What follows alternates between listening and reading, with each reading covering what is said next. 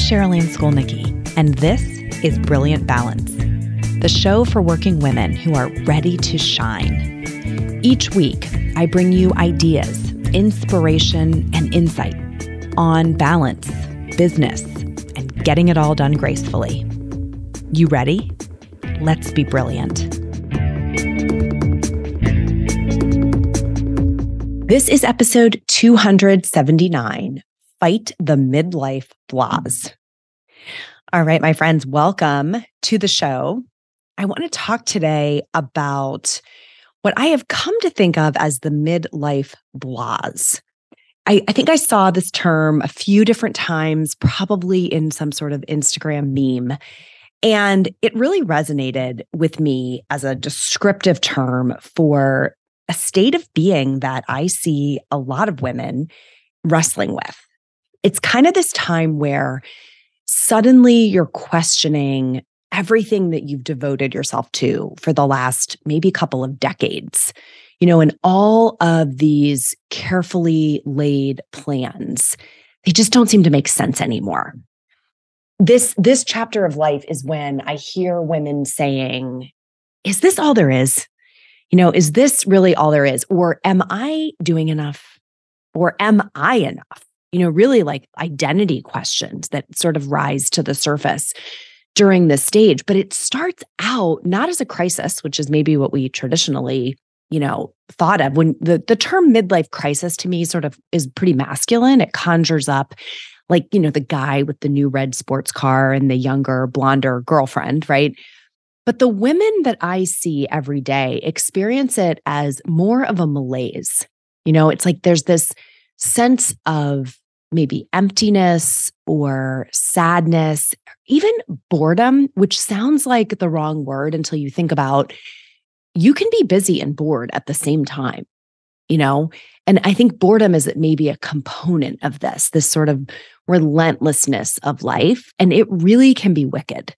Now, for some people, probably to some extent, everyone experiences some of these emotions at midlife. And for some people, it may be kind of mild. And for other people, it's really difficult. I think this is where there's a bit of a call to action, like a sense that maybe something needs to happen here, which, again, go back to the midlife crisis example, is probably why we have those like really impulsive sort of, I'm going to try the opposite of whatever my life has looked like. I drove the minivan, I'm going to get the sports car. And those like real knee-jerk reactions to trying the opposite of what we've tried, they might be present. But my sense is, and this is what I love about the word blahs, is that it's a little more subtle. And that's why it's dangerous. Because from where I sit, if we're not paying attention, we can just start to think that this is what life is, that maybe we're supposed to feel this way. Maybe things do get boring after a while. Maybe that sense of duty and responsibility that we have, this is just the gift with purchase. But I don't think that's going to get us to the lives that we really want. So what I want to talk about in this episode are 5 signs that you're in those midlife blahs. And then I am definitely going to talk about what you can do about it. I don't want to leave you without some tangible things that you can actually do if you're starting to feel this way. Okay. So first sign that you are in the midlife blahs is when you feel like you're living life on autopilot. You're in this, what I sometimes call the lather, rinse, repeat cycle of life, like on your shampoo bottle. And that is a signal that you might be in this period of midlife blahs. Okay, that's the first one, that things are just happening on autopilot. You haven't really done anything new or different in maybe a long while, and you're just all the days are sort of running together in this blur of carpools and meal plans and homework and your own work and cleaning the house, just like I'm just doing the same things over and over again. And I'm not even really considering, are they still working? Maybe you've been a runner for years and you're like, I'm still out here running, and you haven't even noticed that like your knees hurt when you run, right? Or you just aren't enjoying it the way that you used to, but it's what you've always done. So you've just kind of kept on doing it. So that's the first sign that you might be experiencing the midlife blahs. Okay, the second sign or signal that you might be in this chapter is when you feel sort of meh all the time. I love that word, that meh, right? It's like things that used to excite you just don't work for you anymore, right? You never really feel awful, maybe. Like this isn't like, again, like a clinical depression or a crisis. It's just you never really feel good either. You probably look in your closet and you're like, I don't really love any of this, or you're bored with the way you're wearing your hair or the decor in your home. You kind of look around and you're like, oh my God, I still have this furniture. I still have this bedding, like activities that you used to be like excited to do. Like it might feel like you've been doing them for so long that they just have lost their novelty. And so like sort of no matter what you do, you're just kind of like this boring mid-grade feeling that's not really great and it's not really tragic. And again, that's the danger, is you can therefore allow yourself to think like, I don't really have to do anything. Like it's fine, right? It's fine. I'm fine. Everything's fine. Sort of that sentiment is the second signal. The third sign that you might be in this chapter is like you keep thinking to yourself, is this all there is? And I actually think this one holds a little bit of promise, because it's like the first clue that maybe you're starting to pick your head up and at least question, is this all there is, versus just accepting it? It's like that maybe the glimmer of hope that the answer to that question is no. That there actually might be something more than this, whatever this is. And that thought of like looking around at your life and being like, I can't believe this is it. I can't believe this is what we're here to do, is one of the symptoms or signs of this chapter that, again, from my seat, I'm crossing paths with women who are starting to identify these characteristics in themselves. And so if I'm having a conversation with them, they're saying, I just keep thinking this cannot be all there is. Like I need a do-over, right, on some elements of my life. The fourth element of this, the fourth kind of sign that you might be in this midlife blah, is that you start to feel like you're running out of time, and that it can feel like your best years might be behind you. My kids are 12, 15, and 18. And it is dangerous for me to go back through photos on my phone, right? To, how, God bless it, Facebook gives you one of those like memory from 8 years ago. This is what was happening. Or I will be living on the edge and start scrolling back through these photo albums. And if I get too far back in the years that I'm looking at, the wave of emotion, right?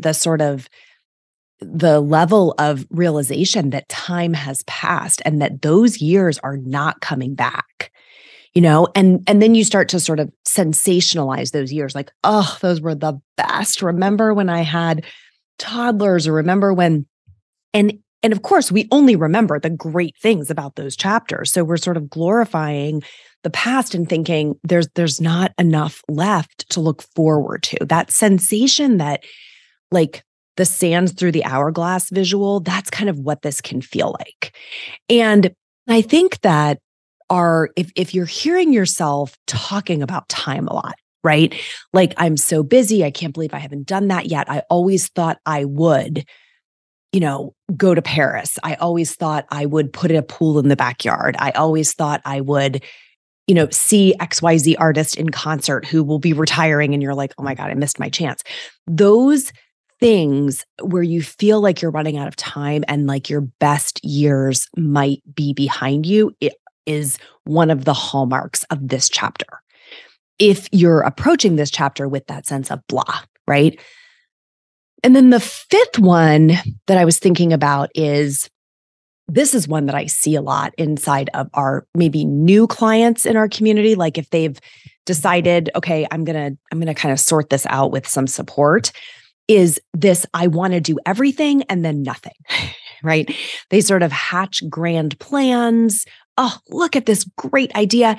And then they'll go into hibernation, right? So if you find yourself in that back and forth cycle of like, I want to do all the things, I'm going to go for it. And then, I just want to do nothing. Or I have this big idea and then, I'm overwhelmed. I just want to hibernate. I think that is another symptom of this chapter. Is it's a sign that like you're trying to find your way out of it, right? Both the thought, is this all there is, which is kind of that glimmer of hope, and this early stage behavior of like, I'm going to do this really big thing, but then I sort of fall flat on my face because it was too much. These are all the signs that you might be experiencing this chapter where there's just sort of this, it's not great, it's not terrible.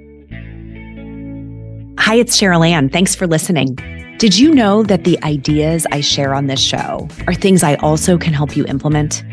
If you want me in your corner helping you find more time for what fills you up, go to brilliant-balance.com/schedule and sign up for a free exploratory call. Give yourself this time. You'll be so glad you did. Last year, Adam Grant, you coined the term languishing, which I think is probably descriptive of this chapter, right? It's not awful, but it's not great. We're not really moving forward, but we're not moving backward. So this is what I'm calling blah, right? It's this midlife blah. And look, if this isn't obvious from my point of view in this podcast episode yet, if you've listened to other episodes, you'll know where I'm probably going to head with this, which is I really don't think we should stay here. I think this is an interesting territory to visit on our life journey and probably unavoidable for some of us, but I don't think we should like set up camp and hang out here. Okay. This midlife blahs is not a great neighborhood, not a great place that we want to like pitch a tent and hang out for a while. So I think if you find yourself here, you want to start thinking about, okay, how am I going to stand up and sort of dust myself off, get my bearings, and start moving myself back toward a life that's really energizing and that feels like it's mine, that feels like I'm building into it with intention and purpose. And like, I'm kind of excited about, kind of jazzed about some of the things that I'm getting to do. So I want to cycle back through these 5 signs that I shared and put some perspective around what can you do about it, right? What might be some of the early ways through if you recognize yourself in these. So if you feel like you are living on autopilot, right? That first symptom, that lather, rinse, repeat life. What I want you to think about is what can you do to mix it up? What is some small thing that you feel like I have done this in the exact same way maybe it's your coffee creamer and you're like, this is the stupid half and half that I buy and I'm so sick of looking at this. And you know what? When I go to the store this week, I'm going to try something different. Something that small, right? Could just mix it up. If you've been using a Keurig machine for that same coffee, maybe you make your coffee in a French press this week. And it's like just enough of a little twist to say, okay, I had to really think about that while I was doing it. Maybe you go through your closet and you pull out some combination of items that you just know you haven't worn in months to see how it feels. See how it feels to put those shoes on that have just been hanging out in storage, right? Or that piece of jewelry that you're like, oh, I used to love that, or I forgot I even had that. Tiny little things, different shampoo and conditioner, right? Something that is going to change up this autopilot just by a little bit. And again, what we're trying to do here is kind of wake your brain up and give it a signal that you can, in fact, do things differently. There's a fresh perspective that comes in with that. Even something like driving a different route to a place that you go often, like whether you drive to work or you're driving your kids to school or you're driving to, the grocery store or the drugstore, just taking a different route can be something that's like, oh, my brain is getting a signal that like something is new and different. And we're just trying to wake it up if it's feeling a little blah. That second one, if you're feeling like the things that used to excite you just don't anymore, right? You kind of never really feel awful. You never really feel good. I want to borrow a chapter from Therapy World here And this is where I think, they call it accumulating positive experiences. I'm going to say collect positive experiences is a really good idea. Okay. So if you are feeling like, when I look back on the last week, it's kind of like, very vanilla, very meh. Then in this week, I want you to think about collecting and maybe even logging positive experiences, like tracking and noticing that you have had positive experiences. Some of them might be really brief. Some of them might be extended. Some of them might be ones you've had before. Some of them might be totally novel. But I bet that by the end of this week ahead, if you do this exercise of really noticing, logging, tracking positive experiences, things that you're like, you know what, that was actually pretty good. It will bring them into your conscious attention, right? You kind of flow attention and energy toward those experiences, which gives them kind of that bright halo around them. So when you look back over the week, as you reach the end of it, that's what stands out, right? That they sort of got like underlined metaphorically or put in bold or highlighted, so that as you're skimming back through your mental memory of the week, you have those kind of highlighted and standing out. Okay. So collecting positive experiences. If you are thinking, oh my God, is this all there is, right? If that is a thought that is running through your mind, the danger is we can start yearning for our purpose, right? We can start connecting this to saying, it's because I don't know my purpose. I don't know my purpose in life. What was I put here for? And the grand arc of that can be really overwhelming. So I have podcasted on this idea before, but my strategy for this is to focus on your lowercase p purpose. Just make it a lowercase p in your mind. And the idea behind that is, what is the meaning of this moment? What is the meaning of this day? What is the purpose I can find in this week, this month, this season, right? What am I here to do? What am I about right now? And that can be clarifying, right? It can help you see the deeper meaning in your day-to-day actions without the crushing weight of like, what is the meaning of my entire life, right? Because that is exhausting to think about. And I think there are probably precious few more people than you believe who really feel clear about a purpose of the overall arc of their life, unless it is something very sort of generic, right? Like I think the notion of like, my purpose is to, cure cancer or something, that is pretty rare that people have that clarity.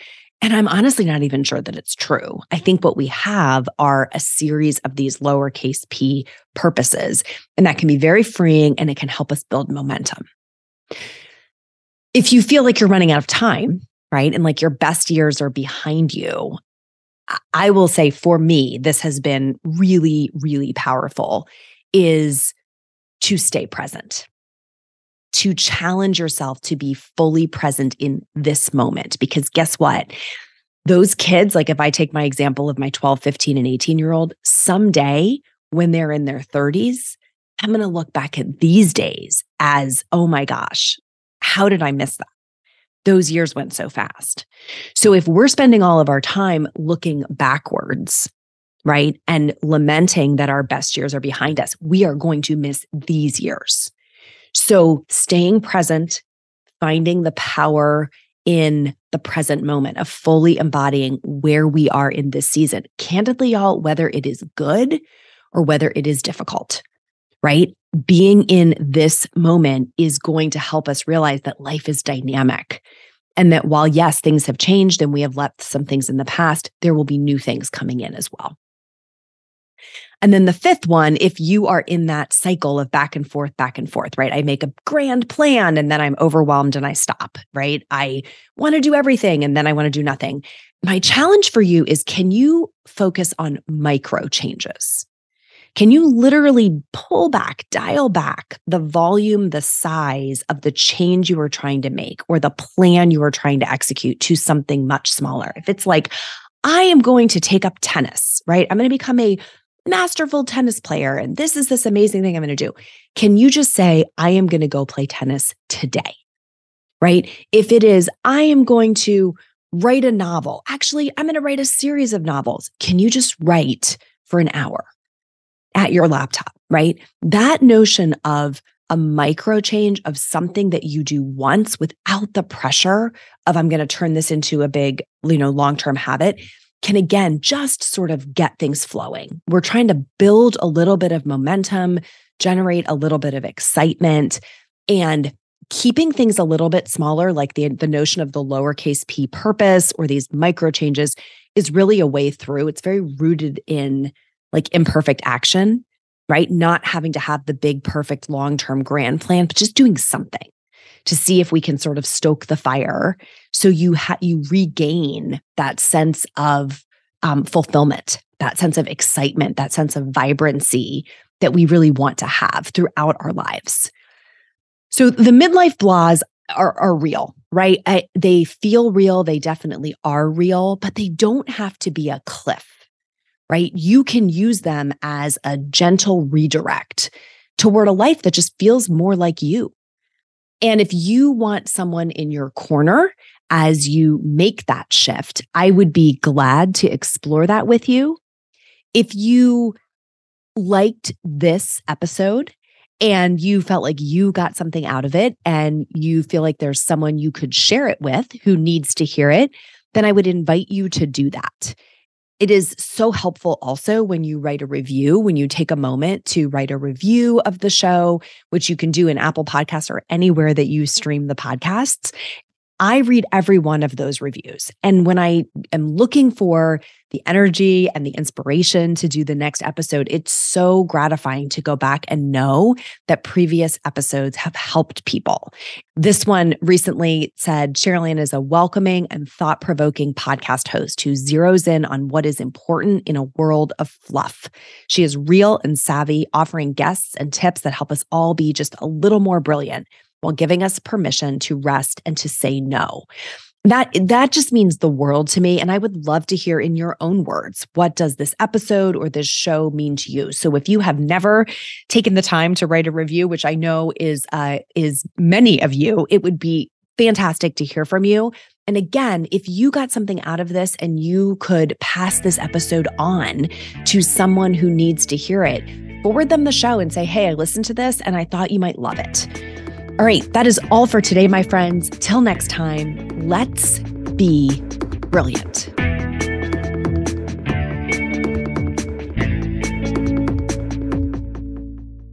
This is thepodcastfactory.com.